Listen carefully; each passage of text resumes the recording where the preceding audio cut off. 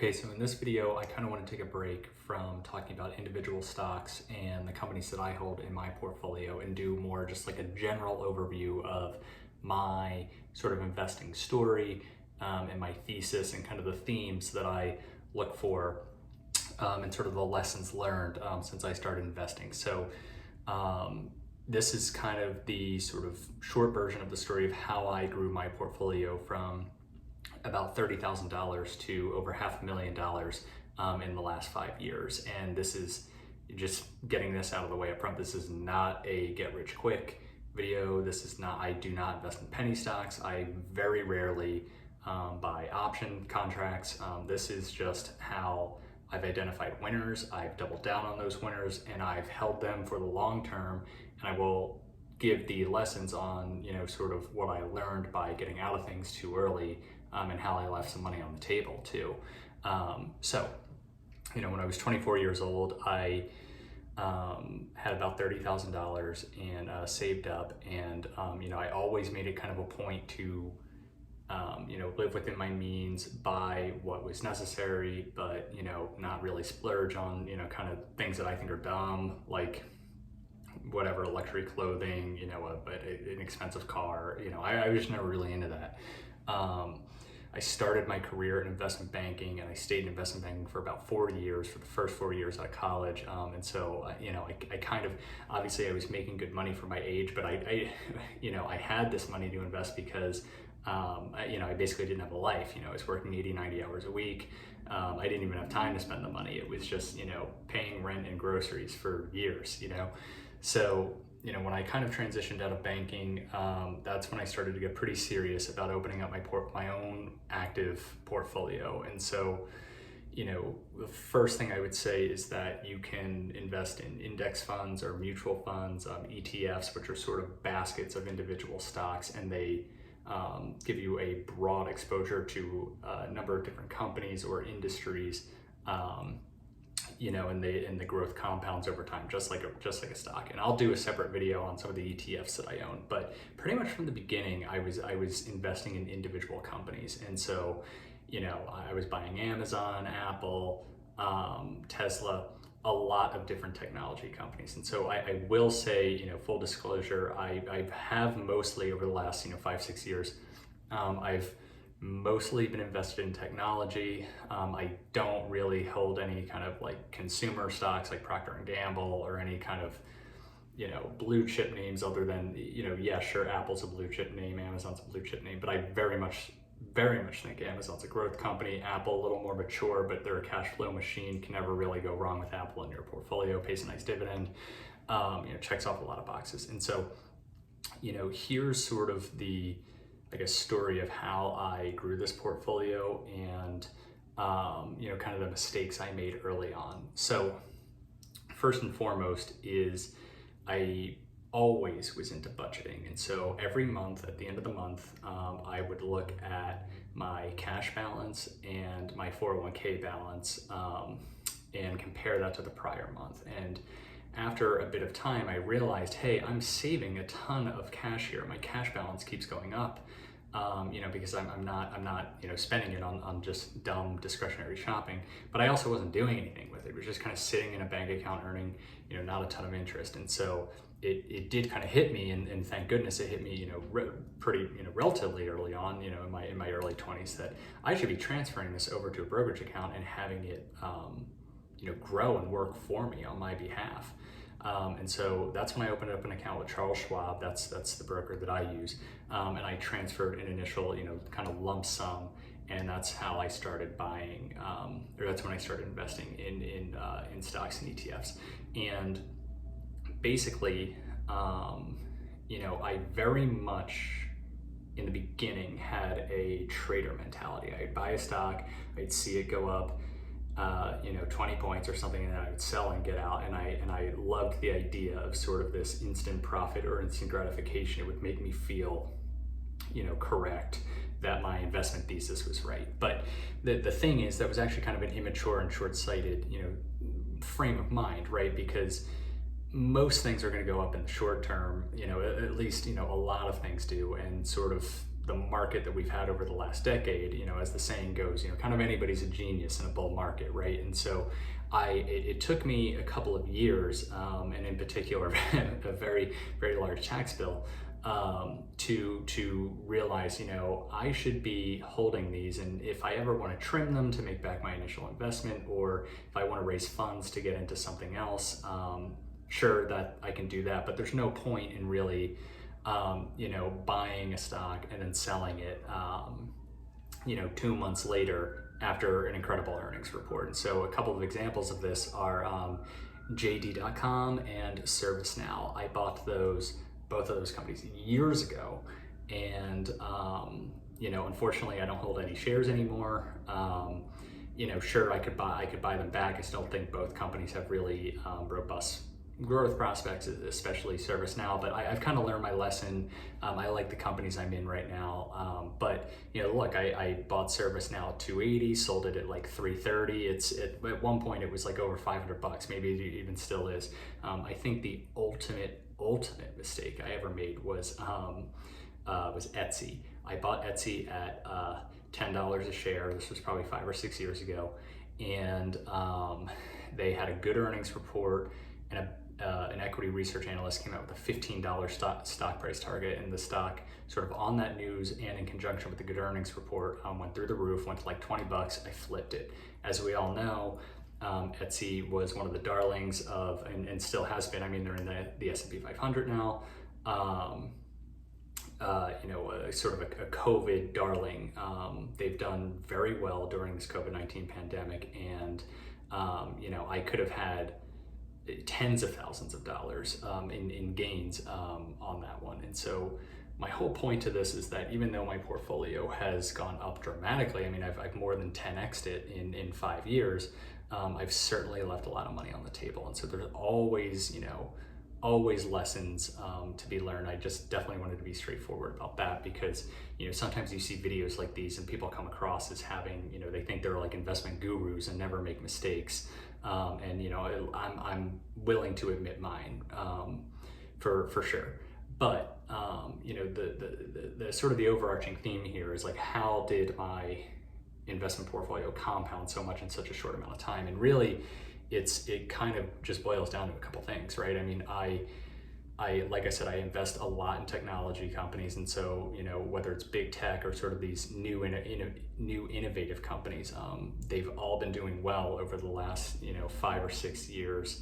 And not only did they do well in the past, but they're continuing to not only beat their numbers, but their own estimates, but they're raising their guidance. And so there's just this continuation of sort of this innovation wave. And this is sort of what Cathie Wood talks about all the time on TV. I mean, she's always talking about deep value stocks or deep value companies that are creating, they're sort of on the edge of something totally groundbreaking. They're flipping traditional industries upside down. They're inventing their own, you know, sort of industry within an industry. And these are the companies that are going to be the future for the next, you know, several decades. And that's really been the hypothesis or the theme of my portfolio since I even started investing. I never really had an interest to buy, you know, sort of old, boring companies that, you know, have good cash flow and pay a dividend. And I'm not saying that those are bad investments. Those are obviously what you want in a company. You want companies to generate cash flow and pay dividends. But I was always looking for growth. Kind of another mistake that I made early on is that, you know, for the first couple of years, I was very timid and afraid to put money to work in a company that I believed in, but didn't necessarily understand, you know, in full. And I would think to myself, well, I need to, you know, sort of build a model and, you know, leverage my investment banking experience and do a full-blown WACC analysis and build a 10-year DCF and really figure out if this thing's over or undervalued. And I can say firsthand that it's not that those analyses don't have any merit. They certainly do. But you can kind of make these models say whatever you want. That's kind of even the point of modeling. It's just a bunch of inputs and you kind of just play with them to get the output to say what you want. And I didn't realize that until I was kind of in my you know, almost later 20s, where I would think, man, I could have bought XYZ, you know, 2 years ago when it was here. Now it's here. I'm getting it at a higher price, but I got to buy now because I think, it even has even more runway. And so I kind of got this idea of just sort of over modeling and over analyzing out of my head, and just sort of did normal due diligence, right? I would read the earnings reports, I would listen to the earnings calls, I would watch interviews of the CEOs on TV. I would even try to use the product if I could, right? I mean, I would even, become a customer if I wanted to try it out, and really see, what is this company all about? Are they the real deal? Or is this just or are they just really good at marketing or something? And it was really by just kind of taking that extra step of, hey, I don't think you need to really create a full investment memorandum here. You can go through a 10Q in a couple of hours and listen to a couple of interviews and listen to the equity research analysts answer questions and see how the management team reacts, and you can kind of make more than an informed decision on, do you want to move forward and become a shareholder? And the other thing is you can always get out of a stock, right? I mean, you can always sell it just like that if you're uncomfortable, if you think, if your investment thesis has changed. And so I definitely kind of missed out buying things earlier. But again, that's kind of my point to this video of, what have I learned over time and how I've scaled my portfolio. And so I very much believe in the long-term prospects of my portfolio. I've done videos on Palantir, Square, SoFi, Clover. I have a bunch of other videos that I want to upload. I pretty much want to do a video for each company in my portfolio, as well as companies that I'm at least looking at and diligencing right now, but I don't happen to own any shares. But I definitely am kind of riding this sort of innovation wave. I'm in it for the long term. I'm a huge believer in Cathie Wood. I think, if you have the opportunity to watch interviews of her on YouTube, definitely do so. You should subscribe to her newsletters. They're free. I look at all of her trades every day, and I often tweet about them. My Twitter handle is Moneyball Investing, at Moneyball Investing. And so I typically tweet, kind of my thoughts on what her daily trading activity, sort of what it means to me and how it relates to my portfolio.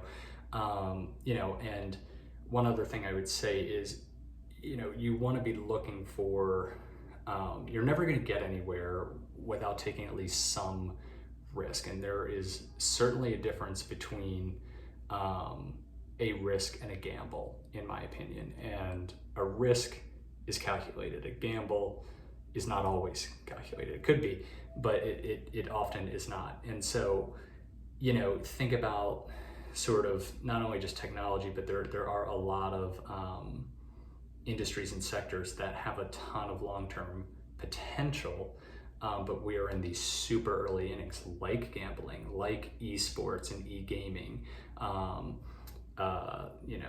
cannabis. I own two. I own Green Thumb and Cresco Labs. I've owned Green Thumb since it was $10 a share. I am a huge believer in Ben Cobbler, their CEO. I love his interviews. I'll put some down in the description. He's on Jim Cramer, whatever, but he goes on Jim Cramer usually once a quarter. I follow him on Twitter. I think he's a tremendous leader. I think he's built an amazing business, and I've tripled my money so far, right? I mean, I bought it at $10. It's in the mid-30s now. Cresco Labs, I think, is a complete sleeping giant. I think the company is massively undervalued. And most recently, Jefferies, the investment bank, very reputable bank, came out with a pretty incredible report about the sort of cannabis landscape overall, and Cresco Labs was their top pick.